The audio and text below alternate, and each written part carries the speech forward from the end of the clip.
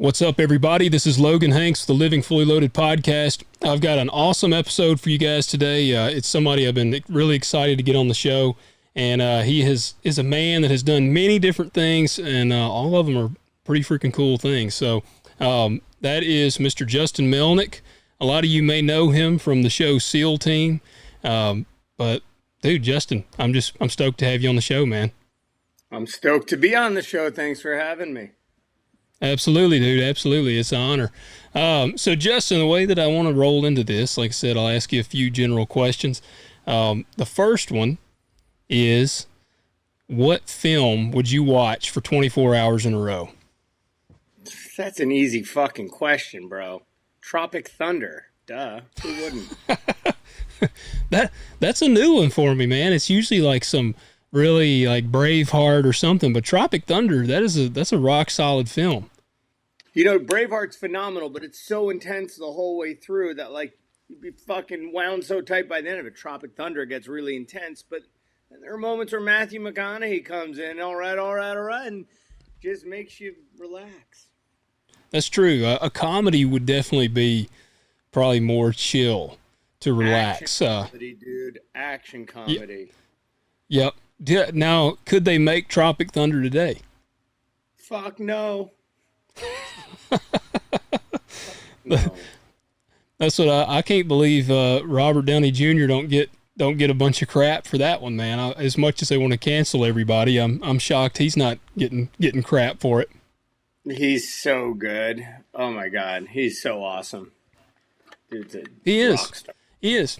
But it's crazy to me to think about how far things have come, because that movie's really not that old. Like, what is that, like a 2006 or 7 or something? Yeah. I mean, that's a long time ago, dude. I know, I guess it is, but it just doesn't, it doesn't seem like it to me. I still feel like that was like a couple years ago. That's because you and I are what we refer to as old as fuck. The older you get, the shorter time feels. So it's, Yeah. Yeah. Okay, well, Tropic Thunder, man, I like it. All right, so next one. Man, which would you rather deal with? The zombie apocalypse or a robot, basically Terminator type takeover? Who answers robots, man? Zombie. Whoa. Time out. That depends. Are they Zombieland or normal zombies, like slow-moving Walking Dead zombies, or are they fucking World War Z World War Z. I'll take robots in that case. You're going to die, but at least you can go down fighting and try and kill a few on the way. World War Z, they just fucking smoke you. Yeah, that's kind of my thing, man. But I don't know though, man, because what do you even fight a robot with? Like my AR ain't gonna do much to a robot, I feel like. No, it's probably not, but that's why you commandeer some Dishkas. So you're thinking getting some larger, you're gonna go for the big power stuff then. Oh, fuck yeah. I'm getting my 134 mounted on the top of my Can-Am side by side, and we'll go get us some robots. What about EMP? All right, so let me ask you, man, because I had this debate with somebody, and we were talking about robots or zombie apocalypse, and this dude actually said he wanted to have he wanted to take on robots. And that was even if it was like the Walking Dead type zombies, like the slow moving ones. And he still said robots. And I was like, what are you going to do? And he said, man, I'll make an EMP and throw it. But like, it can't be that simple, because I feel like that would have happened in the Terminator. Why did they not have some EMP stuff? Because then they wouldn't have had a story to tell. So you think that's the answer? Why do we rarely ever have Overwatch or Predator drones on SEAL Team? Because if we did, the mission wouldn't matter. They'd be getting blown up by a Predator drone, and we'd be walking through the storyline. But you need to have drama. So if Sarah Connor threw out an EMP and took out the Terminators, there wouldn't have been any battle. It would have been a boring fucking movie. It would have been. But you don't think Skynet? So you don't think Skynet would have like somehow figured out a way to block themselves from an EMP attack? I don't think you can block yourself from an EMP. So then you I may don't have think just there. like I don't. what I you think might it. have like made me think about the whole thing's changed. Then I might would go with the robots if an EMP is going to be it, because I mean that would wreck Listen, them. if you want to go against World War Z zombies, you're just fucking batshit crazy, and you want to be a zombie because there's no escaping World War Z zombies. Those dudes, those guys move at lightning speed. It's like a Yeah, river when a dam breaks and just floods and flows. That's terrifying. You're there one it second, the is, next man. second your brains are souffle for some zombie. You don't want that shit. That's true. That's true. All right, man. I think that was fun. That's like I said. I like to kind of do that just to get the ball rolling a little bit. And so, Justin, tell us a little bit about yourself, man. Like take us back, and like I said, as you tell the story, we'll kind of unfold things and go down some rabbit holes. Ah, shit. This is gonna take a long time. Started my life off working in a gas station. Got really sick. Quit the gas station. Started working in restaurants. Went from restaurants to nightclubs and all that stuff in New York City. Pretty fun. Got to hang out with a Well, bunch hold of on now. I gotta celebrities. I gotta jump back. You got what happened to you? What do you mean you got real sick? The fumes just fucked me up. Just from like it was back in the days of full service gas stations. The fumes are just making my skin turn different colors and a loss of appetite and all that. So yeah, ended up eventually working in nightclubs. It was fun. Got to hang out with a bunch of models and celebrities and musicians and actors and artists and go on vacations to the most exclusive places in the world on private jets and yachts, and it's a good time. A really good time at 20 in my early 20s. From there, got into photography. Didn't want to do nightclubs anymore, and from there, from the photography side, I was shooting fashion stuff, models, all that kind of stuff, musicians, and it's just the same shit as the nightclub, and just different time of day, and kind of just woke up one morning. It's like, what the fuck am I doing? Like, I can't picture myself at 28 years old, like doing this job. It's fun. The girls are hot. Parties are all free. You never have to pay for anything. But the quality of person you were around just wasn't inspiring. I didn't know what I wanted to do, Yeah. but I just knew I couldn't do that. Ended up helping a buddy of mine with a charity. He had dug a bunch of wells in Uganda, and he had a well in the war zone back in like 2006, 2007. And he had a well that he had built in a war zone, but he never got eyes on it. Nobody had ever got eyes on it because it was during Joseph Kony's reign of terror in Uganda. So it's like, fuck it. I don't like, honestly, like, I'd rather die doing something cool than like live here dying a slow death, being bled dry by vampires. So I took a Yeah. GPS with the coordinates plugged in and my camera and booked a ticket to Uganda and went, and my eyes opened up to what was going on in the world. You know, coming from New York City, you can't really comprehend the level of poverty, the level of despair um, that exists out there in the world. So did that, came back, and was like, oh fuck. So there's a lot of shit going on in this world, and I want to see it all. I want to understand it all. I want to meet people living it. I want to hear Yeah. their story. Most importantly, I want to try and tell their stories. So, I literally just ran around the world for like 7 years with my camera, getting lost in war zones and different slums around the world and taking pictures. And ended up going to Afghanistan, Yemen, Cartagena, in the slums of Cartagena, all over the slums of Sao Paulo and Rio de Janeiro, and uh, God, where else did I end up? Ended up in some pretty cool places.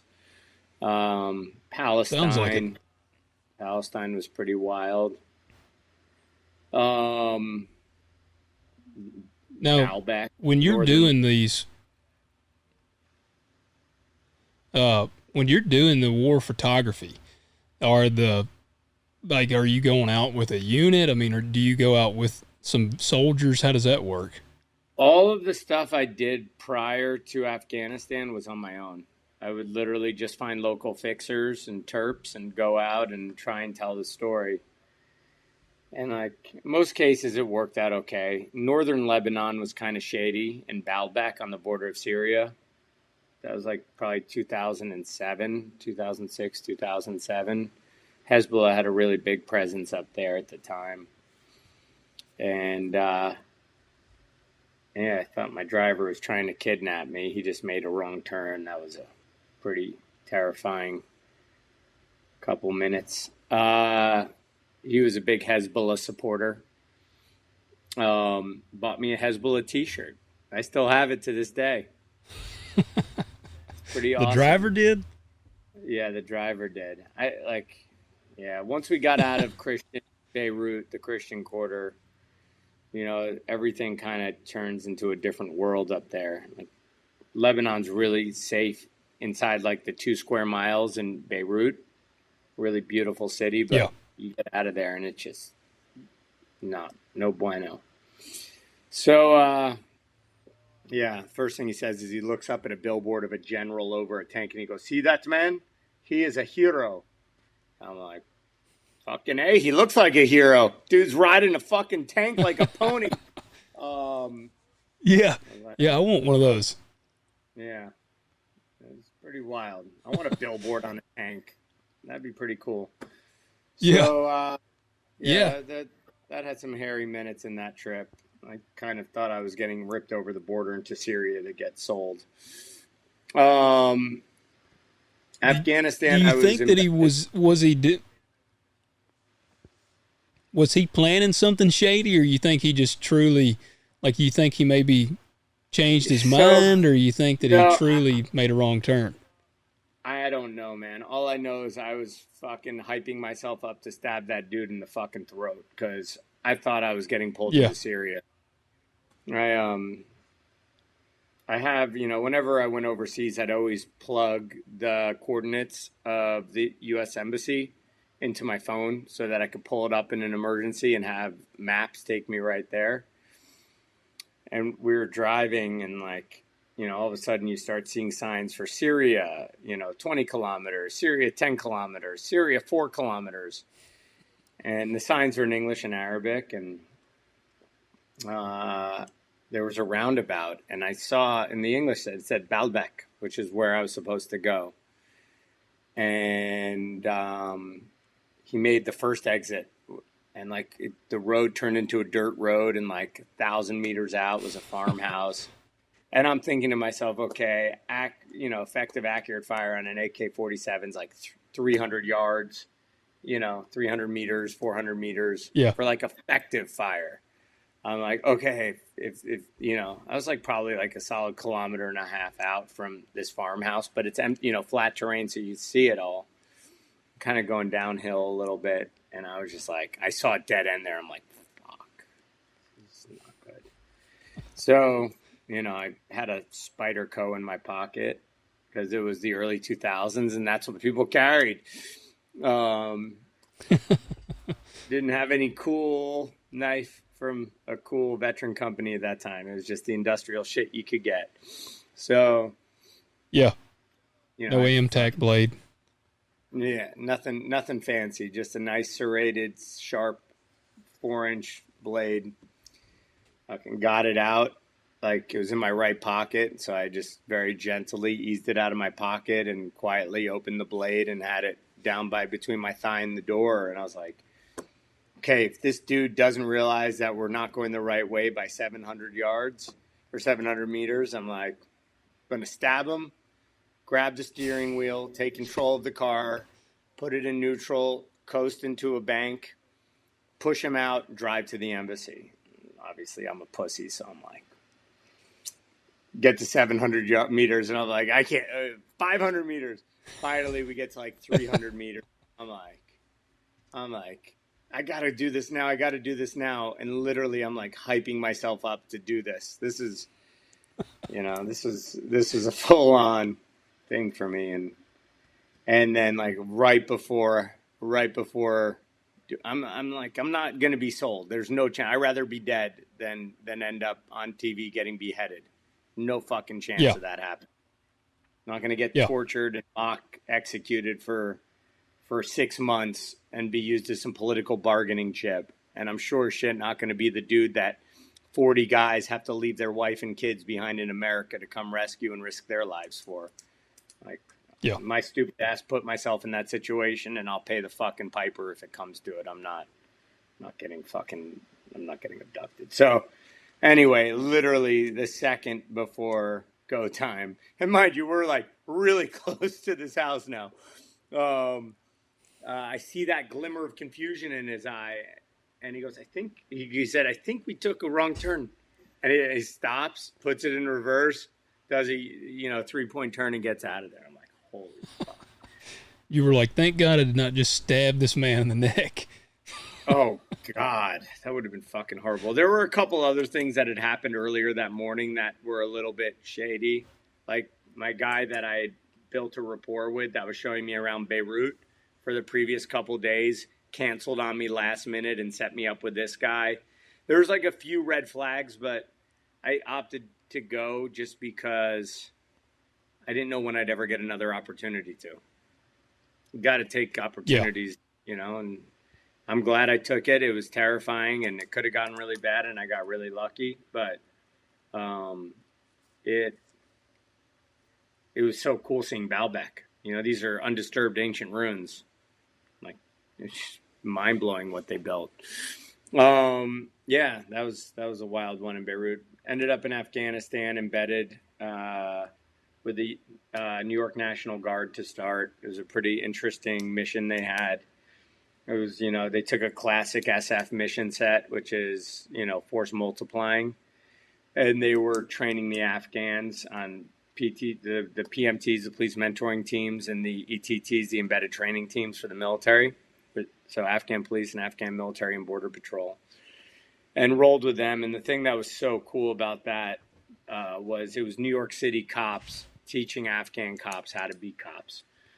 And, I have so much respect for the NYPD and what they did with New York, under Commissioner Carrick and Mayor Giuliani's time up until 8 years ago when de Blasio took over the city, and it started getting a little to 3 years ago when it just went to shit, and now it's fucking Gotham City out of Batman right now. Bernard Carrick and Giuliani really did a good job cleaning up that city. So it was really cool, that mission set, and watching them do that and watching all the aid work that they did. Obviously they're there for war, but what they did and their impacts they had on the communities and helping the all-girls schools and all the small schools out in the remote villages was really cool. Really inspiring to see, and right then and there is kind of like, oh, fuck, those are the kind of people I want to be like when I grow up, people that have a sense of duty, a sense of responsibility, that don't just wait for somebody to make something better, but actually step in, figure out how to get it done and make it happen. So that was pretty cool. And then that was the end of the photography. I feel like that's kind of a misconception. And again, a lot of this, we'll come back to a lot of it, but like, I do feel like that's a misconception with a lot of the military, especially when you talked about like, some SF stuff, that they do go in. It's not just going in and wreaking havoc and getting out. Like they want to go in, and build and try to rebuild and establish. And there's a lot of, because obviously, if you just go in and create chaos and then leave, chaos remains. And that's not the goal with the military. 100%. So that's pretty wild to get to see. Now, when you're on like war photography, are you, aside from a knife, can you carry a firearm? So technically, no, you cannot. When you're there with the Army, you're something called a non-combatant. I generally would carry extra mags on me. Uh, my philosophy is the Taliban didn't give a shit whether I was considered a non-combatant or a combatant. I was an American Jewish kid in Afghanistan, and those they don't give a fuck. So Yeah. my philosophy was if it ever got that bad, there would be battlefield discards to pick up. So I would carry ammo. Usually carry 3 to 4 mags, um, and always keep an eye on where people kept frags and other fun toys. Just because, when you're 20 dudes out there by yourself, you're you're not a special operations unit. You don't have constant overwatch with predators and reapers. You're 20 dudes out there, and if something happens, you call for air support. And if there's no air support due to weather or because they're dealing with other troops in contact, uh, you're on your own. Yeah. Yeah. Were you usually in the same gear that they were? No, I was in completely different shit. I was in civilian clothes all the time, and I'd wear like subdued colors like green and tan and mix it up like that. And in Afghanistan, I wore a black plate carrier because it's Yeah. what I had. That would be, man, I mean, the war photography stuff would be pretty wild, I would think, because, yeah, I mean, it just seems wild being in a combat zone and having a camera and not a firearm. I've never imagined myself in that situation. I don't know. I mean, it just seems like it'd be pretty crazy because I'm assuming you probably were in some situations where firefights happened. Yeah, nothing. I got really lucky, man. My whole life I've been so lucky and blessed. But wherever I went, either right before I got there or right after I'd leave, everyone would have like massive contact. Just and now it's not just like, I mean, every trip I've ever been on to any country, like when I left Yemen, there was like a first attack on the embassy there, like within like a week. Even places like Germany. When I left Germany, there was a massive terror attack. It's everywhere I was always at. Just the second I'd leave or right before I'd get there would be a suicide bombing. I got really blessed, but yeah, we'd be out on patrol and people would take pop shots and stuff. Um, the gunfight stuff doesn't bother. The sound, gunfire doesn't bother me. What I found really bothered me was IEDs, Yeah. vehicle borne or just roadside bombs. You know, I, like I went out with one of the captains to go check out what we got as a report from intel that there was an IED ahead of us, and we stopped the convoy. Me, him, and one other dude walked out like 400 meters, 500 meters down the road to this culvert to go check it, and like that. That kind of stuff kind of gets my balls tickled just because, you know, gunfire is like, yeah, bullets can hit you, but like someone's really got to know what the fuck they're doing on the other end. We're not talking Yeah. like CQB stuff. We're talking about just open air contact. Um, yeah, gunfire is never, I'm sure if it was CQB or something else like that, close quarters, it'd be freaky, but when you're out and someone's got to do a 700-yard shot, like unless it's a really trained dude on a Dragunov or some sort of long range system, in that case, it doesn't really fucking matter because if they hit you, lights out anyway. Yeah. But AK Yeah. fire, The AK fire AK, hitting a. I was going to say, you definitely ain't worried about AK at 700 yards. If they hit you with that at 700 yards, it was not because they're great. No. Literally, I'd probably have a better chance of an anvil falling out of the sky and killing me. Oh, Yeah. Yeah. yeah. So Man, I sorry, go ahead.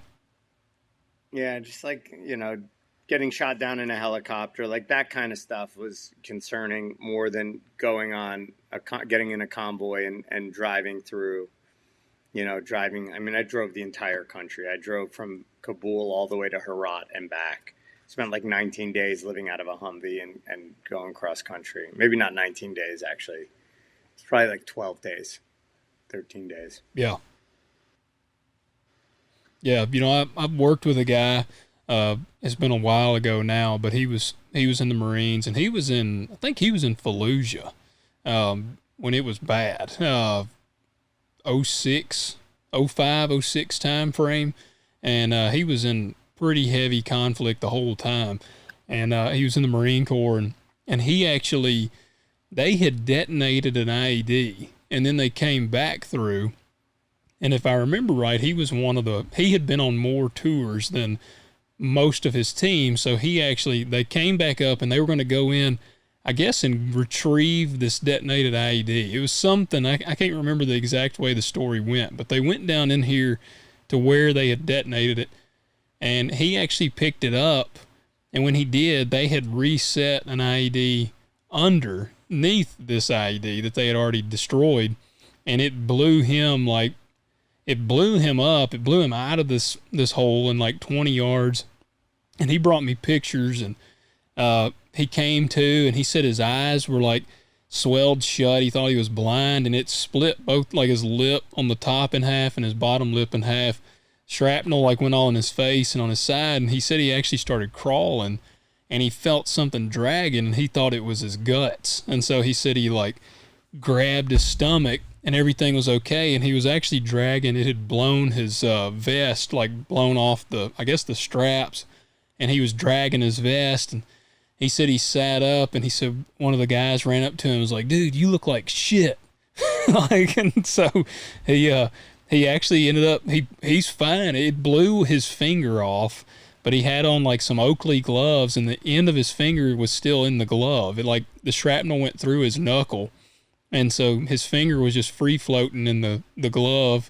And they put his finger back on, and he got sent to Germany or whatever. But I mean, if you saw him, he has some shrapnel on his face. It's still like some dark spots on like one side of his face and up like one of his arms. And it's shrapnel that's apparently still there. But he told me, he was like, man, you wouldn't believe the amount of rehab I had to go through just to try to get my index finger to like pull a trigger again after they reattached it. But man, he's fine. I mean, it was wild. Yeah, that's definitely a risk of war. I mean, it's terrifying. It's the amount of people that have lost body parts and limbs over the last 20, 22 years. Just,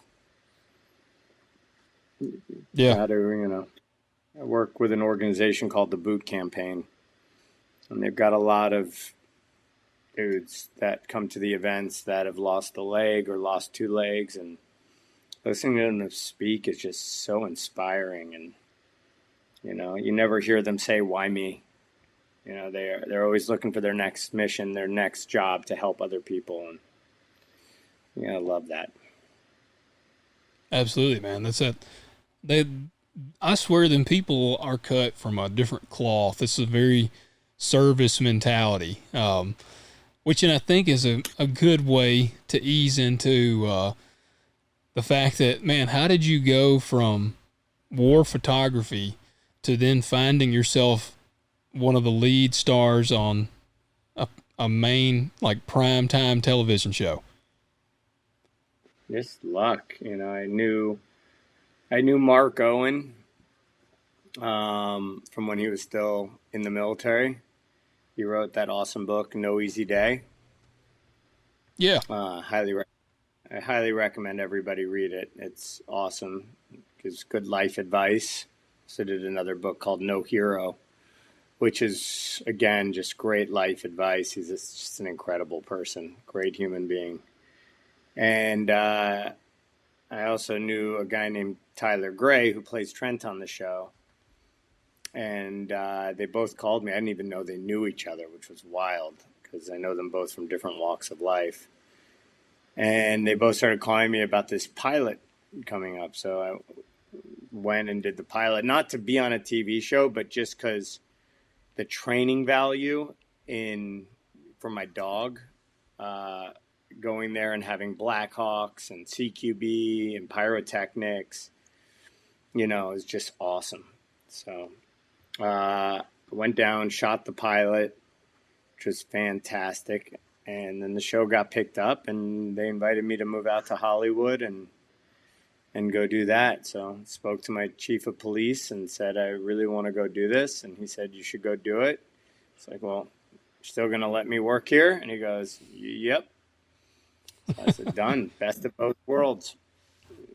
Couldn't give up on my brotherhood and all my guys, and couldn't pass up on the Hollywood experience. So I got to do both, which was really cool. Are you still on the police force now? I'm still fully sworn, but I don't do any police. Like I do all the public affairs stuff, engagements with the community, school visits with the dog. K-4, we teach dog awareness to the students, and then the older kids will put on dog demos and stuff like that.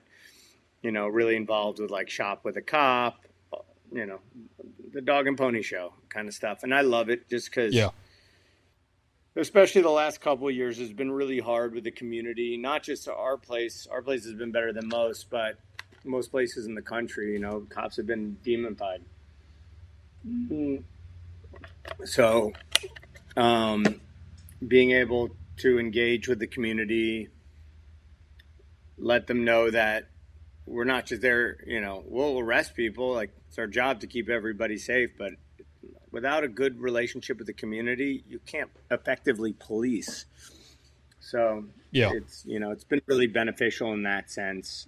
It's been, really incredible not to lose my team and my brothers and everybody that I love, and still be part of that whole family, which has been really nice.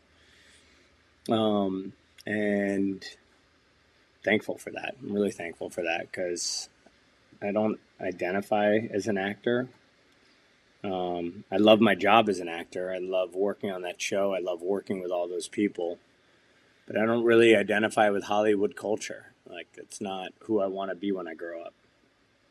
I don't get that vibe from you. That's not,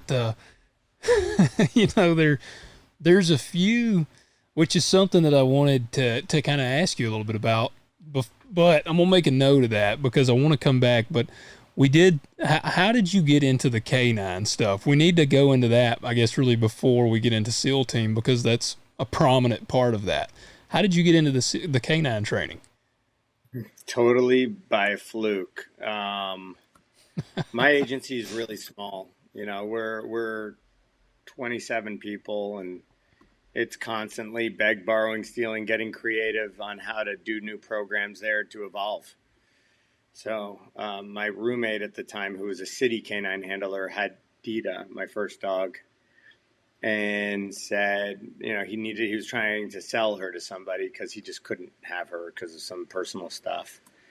And so I spoke to my chief, and I was like, let's take this dog and go do search and rescue with her, because there are all the tornadoes that are happening in the Midwest. I had the flexibility with my schedule to be able to take off and go help out.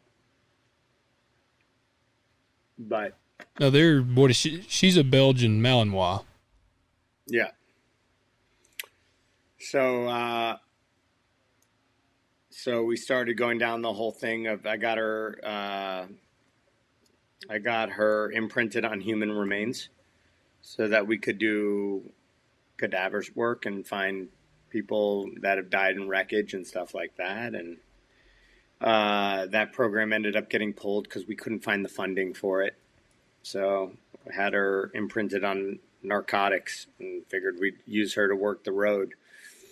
And right before we went into service, the show happened. So that kind of, now she's the department mascot and goes to all the schools and works with the kids, which is even better because, especially in today's day and age, I have no interest in working the road right now.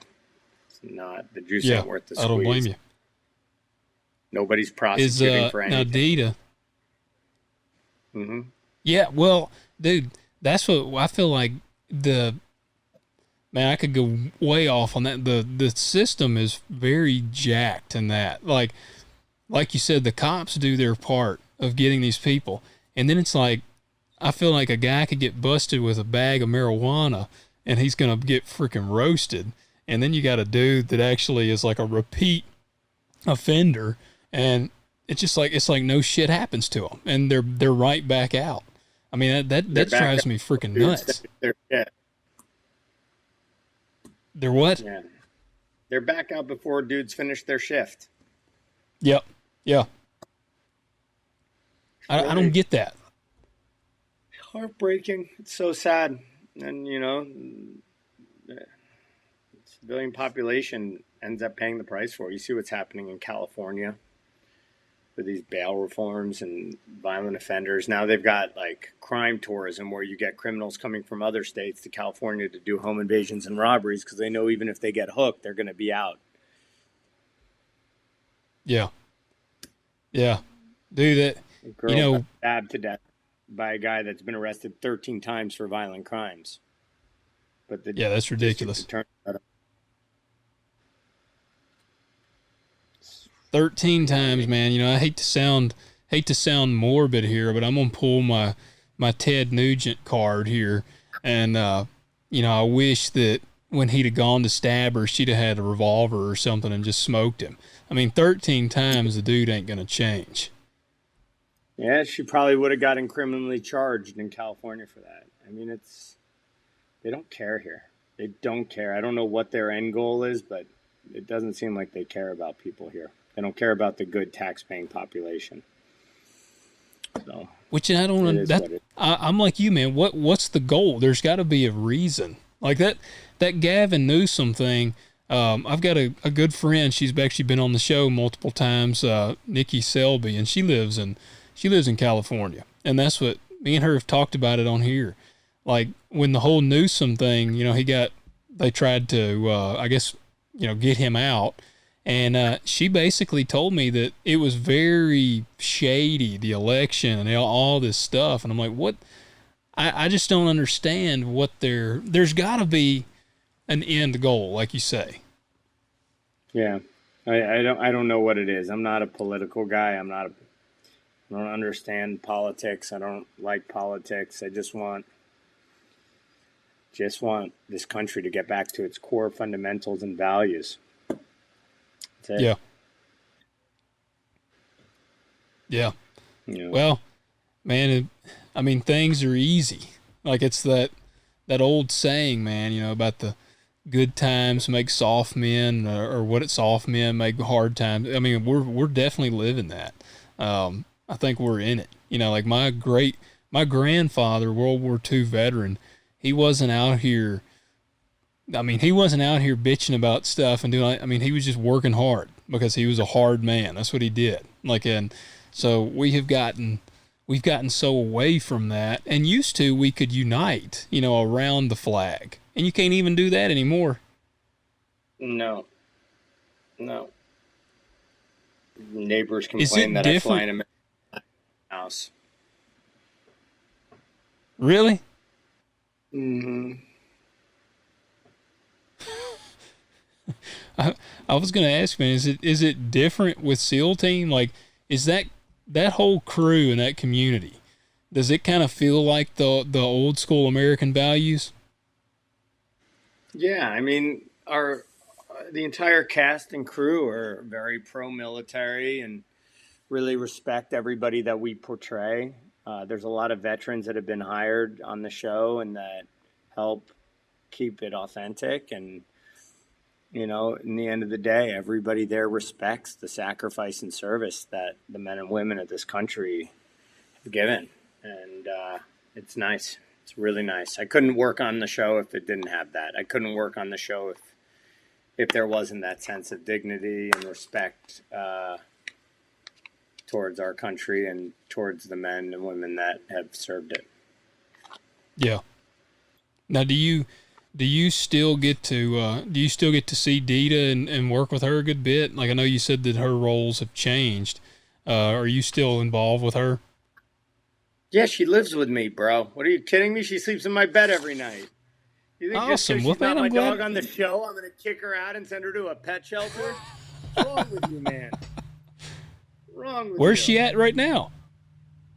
She's up in the kennels in my house. Okay, I was gonna say, man, she needs to make an appearance. Nah, she's chilling right now. She's Dita the nanny dog. She helps me wrangle cows and plays with my kids and watches my baby. And that's it. Nanny dog. She gets to be Jason Hayes' dog one day an episode for the fans because they love her so much. But I don't work her at all anymore. If she wants to hit someone in a bite suit every now and then, she can do it. But she's 7.5 years old. She swims for an hour a day in the pool, chases tennis balls, and watches my kids. Just the nanny dog. And on the rare occasion we got to Living the push life. cows, best life ever. Does she push cows pretty good? Does she run cattle on a pretty well? Oh, yeah. Yeah, except for the other day where she pushed one of my steer calves through a fucking iron fence. Ugh, I got so mad. It took me 2 days to get my calf back. Right through my oil pipe fencing. Damn it, Dita, you pushed too hard. What? So let me know. So here, are you on like a ranch out there? Do you have a pretty cool spread in California now? Yeah, I live on a ranch. Are Small you ranch, you but I got set? cattle. Yeah. Hmm? Are you set there? You gonna stay staked down in California? Only God knows the answer to that one. No idea. I'm just, I'm here now, living in the present. I'll be here Yeah. tonight. I know that for sure. And tomorrow, I'm pretty sure I'll be here too, if I'm lucky. Is it now in there like California? I know is a pretty big ag state. I've been wanting to go there because I mean it's just California. Which and I'll tell you something funny. I've shared on my podcast before. Um, I actually left farming when I was about 18 or 19 because I wanted to work in film. Like that was kind of my goal. And I worked on some local stuff, and I'm dude, like you said, the culture, even here in Tennessee, in Memphis, I'm right outside of Memphis, and our film community is nothing like me. I'm I mean I'm a gun guy. I always joke I would pull up to a set and I had a four-wheel drive GMC Sierra with straight pipes and an NRA bumper sticker, and all the cars next to me was like Priuses and all that. I mean, I looked like I was lost. But I can get along with anybody. So I just, I didn't go in there pounding my chest with my politics. I will say some of them would get a little heated politically, and I always just wouldn't say anything. Yeah, where the workplace ain't a place for politics. You know, Yeah, we all have our beliefs, and that's our God-given right as Americans to have them. But the polite thing to do is shut the fuck up and keep them to yourself. When it comes time for yeah, voting, you I can vote agree. for who you want. Yeah, you Yeah. don't get into politics. So do you see yourself? Do you want to stay in the Hollywood world? Like SEAL Team, I know it's season 6 is coming up. Um, eventually, do you see yourself making the long haul as an actor? I know you said you don't identify as one, but you think that there's more for you in it. There's some things in Hollywood that interest me that I'd like to continue with. But, I treat Hollywood like a hobby. It's a wonderful hobby. I'll do this stuff as long as I can, but you never know. I mean, there are people that are way more famous and done way more movies that don't work anymore. You never know what can happen and where your life's going to take you. But, I invest every penny I make into different businesses and real estate and stocks. And, I love Hollywood. I love making television. I think it is one of the coolest jobs I've ever had. You get to work with amazing human beings that are go-getters. Everyone's on the top of their game 100% of the time. Just because there's so many people that want to try and do it. If you're not on the top of your game, you're out. Yeah. Time for the next dude. And I love it. You know, I'll keep making stuff as long as I can, but it's not going to stop me from doing it seems business. Yeah.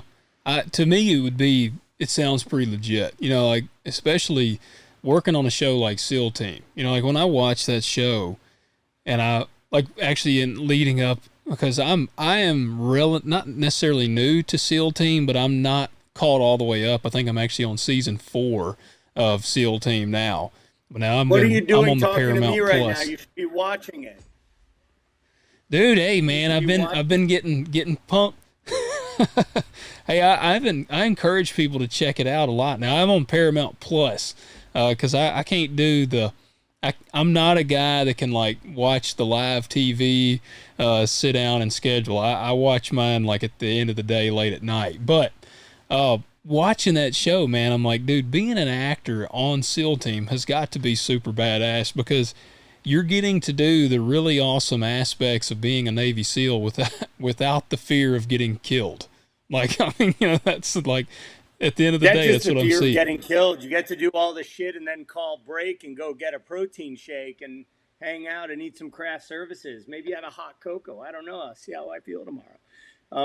It's really luxurious. It's fun. The explosions are awesome. The special effects department crushes it. Just a wild ride. And you do a lot of the gear coordinating, don't you? Mm-hmm. That sounds awesome. Do you get to like select kind of are you getting to select the brand of ARs and like EOTech sights and all these what kind of stuff does that entail? Well, I mean, we want to keep it realistic, right? We want it to feel like SEAL Team 6. The way I explain it sometimes to my bosses is I don't only want to look like SEAL Team 6. I want to be using what SEAL Team 6 will be using in 5 years. I want to get ahead of what they're at. I want to use it, and we do. So it's pretty cool. What are the ARs that you carry typically, or what's the rifle? I guess it's what would be the normal battle rifle. The previous seasons, we were running 416s with the Geisley rails and all that stuff. And then this season, we're making a little bit of a switch, but I'm not going to tell you what it is. You're going to have to watch it and find out.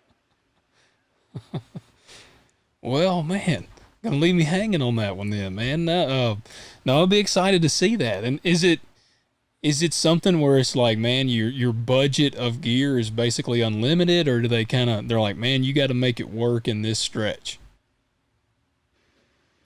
I have to make it work on my own. I don't have any budget for gear. It's on me to figure out how to work it with the companies to get what I want. Just because not only is it really crazy expensive, but most of it's not commercially available. Yeah. And if it is, it's a 2 to 3 month lead time. So, I'll usually I've been working on gear since the day we went down. I mean, even that, I've been working on the guns we're switching to for almost 3 years, 2.5 years. I've been working, the shows goes down. I don't get paid when the show's not filming, but I'm still at SHOT Show, meeting with companies, going to SOFIC, going to different trade shows to meet up with individual vendors to figure out, what we should use, find the next latest and greatest, because there's constant development happening. If you're not evolving, you're already dead. So you don't know it. Yeah, man, that whole job, I'm trying to think, is there any negatives? What's a negative to working on SEAL Team? There isn't one. It is awesome. You know, How many? listen, What's it's a hard to normal be day? What's a day to day? my day to day. It depends. Yeah. Monday through Wednesday usually start at about 3:30 in the morning for me and end at about 7:30, 8 o'clock. They'll usually start off, I'll go to set, I'll film until my last scene. And then from there, I'll go to the office, usually from like 5 p.m. to 7 p.m. Go home, get a workout in with my trainer, work out for an hour, eat a quick dinner, slam down some protein like ground turkey or something completely boring and not good, and then go to sleep and wake up and do that exact same thing over again. Uh, Thursdays and Fridays, sometimes Wednesdays, mostly Thursday and Fridays, we start later on in the day and we'll do our night stuff. So I'll wake up at like 8 a.m. I'll go hit the gym with my trainer for an hour, go to the office for an hour or two, and then head to set, film, and then sometimes come back to the office or go home and curl up into bed and die. Um, it takes a lot of constant crazy amounts of pre-workout to get through the day. Yeah. Is it a hard balance? I know you said, how many kids do you have? 3. Three. Man, is it a hard thing to balance that out? It ain't easy, man. It ain't easy. You know, I feel blessed that at least we film where I live, so I can see my Yeah. kids even if it's just to wake up, give them a kiss, drop them off at school, or have breakfast with them, or run home from the office for an hour, or meet them at jujitsu, watch them roll for an hour, and then head back to work. There's really no time for myself, which is fine because I've had time for myself my entire life. Um, but I don't ever want to be the dad that kids look back at in 20 years and say he was never there. It's like my Yeah. biggest my biggest fear. My biggest fear in life. I don't mind failing at stuff, but I do not want to fail as a father. That's the one thing that I do not want to fail at. Or a husband, Yeah. but I I wrote can those definitely together. relate. Yeah. Yeah. No, I can definitely relate there, man. I mean, that's like, farming is obviously a way different world than Hollywood, but it's very similar in the aspect of failing. Like I'm sure with you going into the shows and things, I mean, you take the risk of it not being successful. And it's the same way with growing in a farm. If I want to expand my operation, I'm taking on the risk of picking up more ground and then the equipment that comes with it and the cost. And I always tell everybody, man, you gotta risk it for the biscuit, man. That's like my life motto. And so, just like you did, I don't know, man, risk the failure is not, I've told my wife, I'm like, at the end of the day, let's say things go super south on the farm and I just go broke. And I'm like, I can't afford it. I got to file bankruptcy or some crap.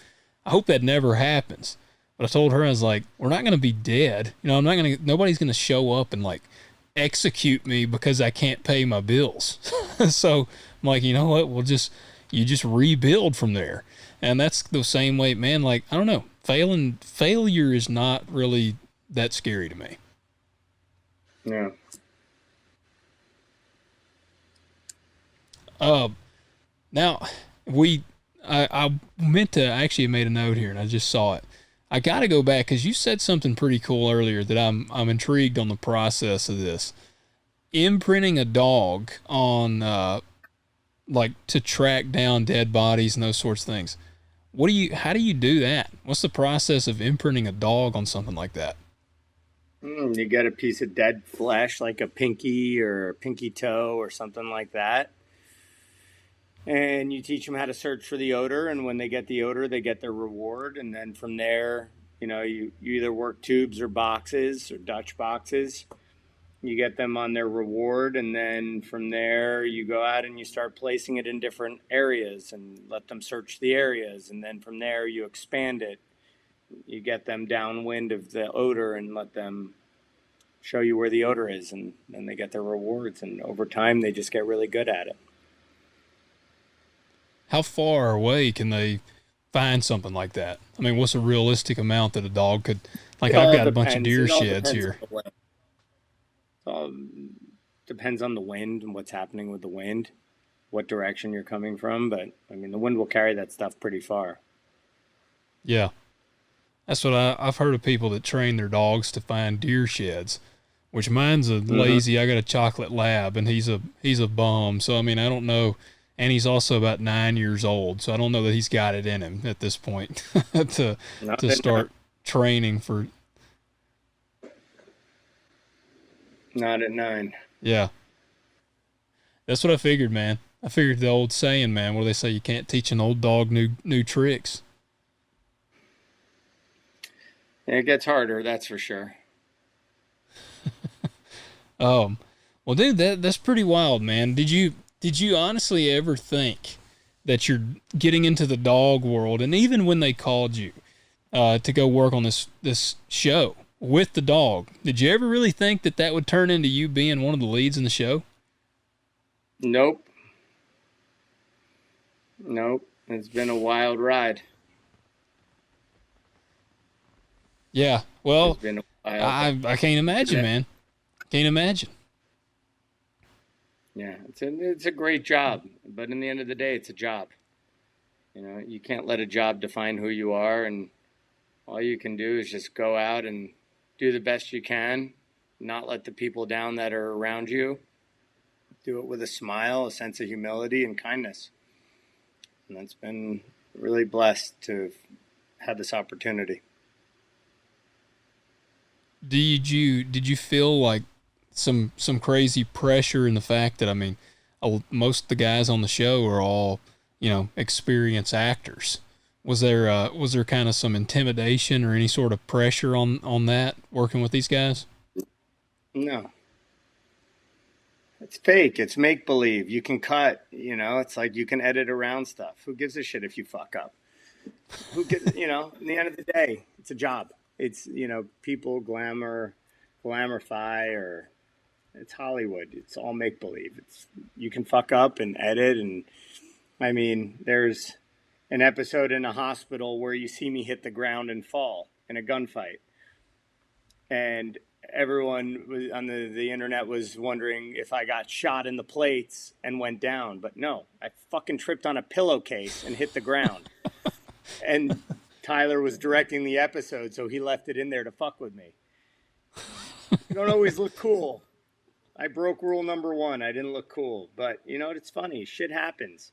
Fucking the amount of times I've eaten shit on that show, or, had crazy things happen, and you just get through it. Edit around it. It's just a job, man. You're out there, Some people let the stress get to them, and it affects their performance. It affects everything, but in the end of the day, there's really no stress for me, because take it for what it is. It's an awesome job with amazing human beings, and we're doing something fun and cool that can help people. But there shouldn't be pressure. Like, you shouldn't ever go to work and have pressure and not enjoy being there, because if you are, you're in the wrong job.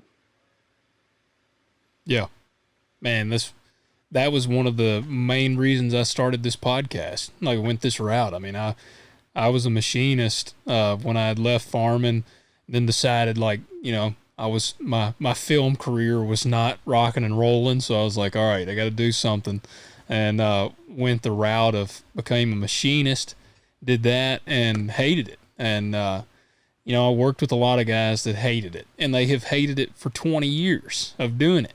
And I always was like, dude, there ain't no freaking way I'm going to do that. Spend a quarter or half of my life doing something I hate doing. And so that was a lot of the reason why I got into this. I mean, I love farming, but I still had that creative spark that I wanted to do something with. And man, I'm rooted here in Tennessee. Like, I got I got some farm ground. I love it here. So I'm not going to pick up and move. So unless some awesome film opportunity came my way here in Tennessee, I'm pretty much here. Well, would you do porn? I don't know, man. I don't think I got the necessary assets. Just kidding. You know, and a wise man once told me you'll never work a day in your life if you love what you do. And that's all I've tried to do ever since I've heard that. Yeah. Yeah. Well, that's, man, life is really, people, like you said, people do put a lot of pressure on them, on themselves.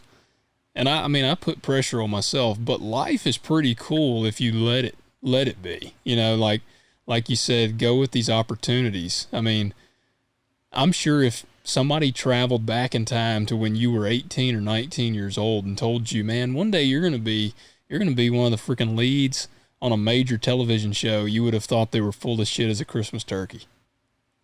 Yeah, never would have believed it.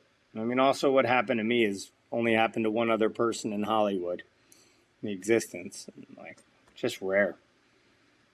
It's just Yeah, rare. And I think if it had happened to me at a different point in my life, I probably would have burned out and fizzled out or done something stupid. But,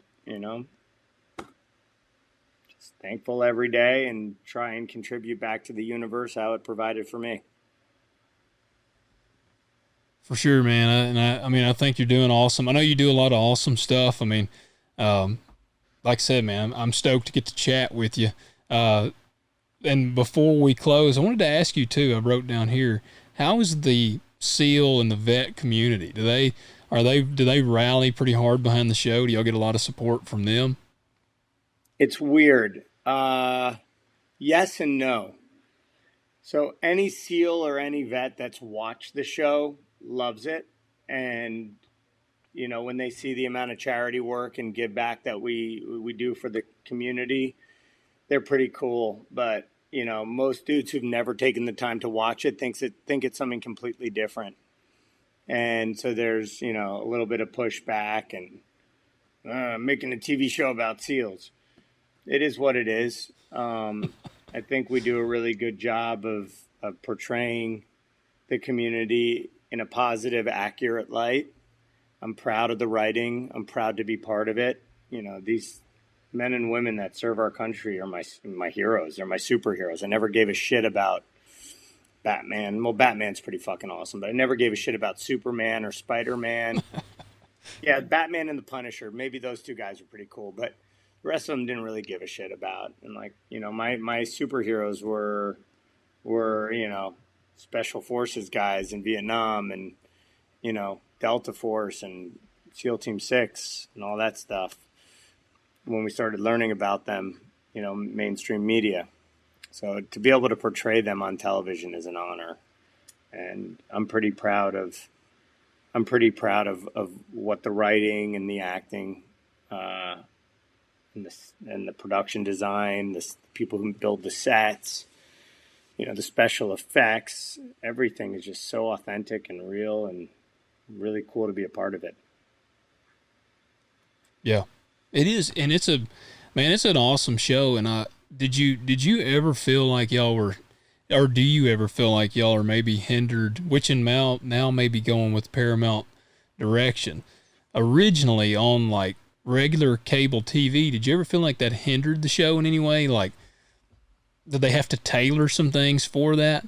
Yeah, I kept it more PG, but I don't mind people swearing, but I also want kids to be able to watch this to get inspired to want to join and serve our country through the military. I Yeah, like the show inspire kids to go step up for something bigger than themselves and actually be part of something that they can look back on with pride when they get older. So, yeah, if we didn't swear anymore, I wouldn't complain about it. It's more yeah. realistic to swear, but kind of like it PG for younger audiences. Well, and it doesn't feel weird. Like there's some shows that they are so squeaky clean that it feels fake. And then there's some shows that are so raunchy and dirty that it's like also feels fake. Like I'm like, all right, this is in here. This serves no purpose.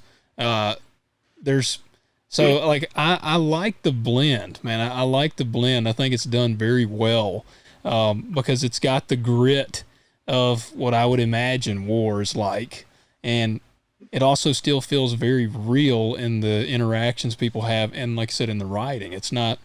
It doesn't feel like somebody's sitting back there saying, "Man, don't you say that." Yep. No, they do a wonderful job up there doing that. Oh, I'm about Awesome. to lose Well, is sunlight there? out indeed. Oh, getting dark.